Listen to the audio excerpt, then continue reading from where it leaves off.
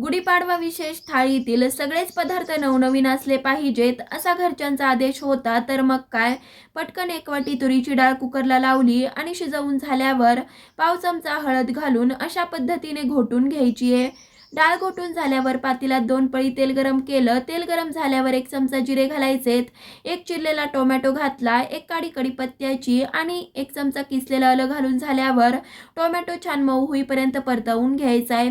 चला तर 2 ते 3 मिनिटातच टोमॅटो छान परतवून झालाय. मसाल्यांमध्ये 1 चमचा लाल तिखट घालायचंय, 1 चमचा गोडा मसाला, पाव चमचा हिंग आणि 1 सुकी लाल मिरची घालून छान तेल सुटेपर्यंत मसाले परतवून घ्यायचेत.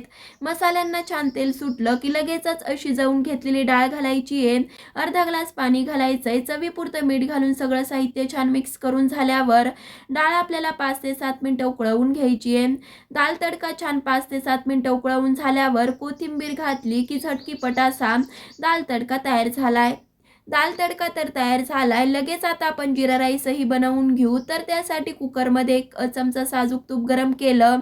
तूप गरम झाल्यावर 1 चमचा जिरे घालायचेत. जिरे फुलल्यावर 1 वाटी तांदूळ घेतला होता, तर त्यासाठी 2.5 वाटी पाणी घातलं. चवीपुरतं मीठ घालून पाण्याला उकळी आणायची आहे.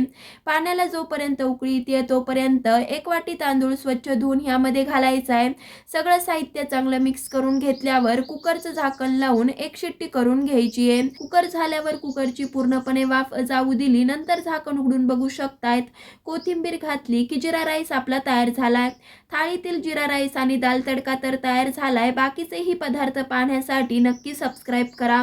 चला तर मग पुन्हा भेटूयात अशाच एका नवीन साध्या सोप्या रेसिपी बरोबर. तोपर्यंत धन्यवाद.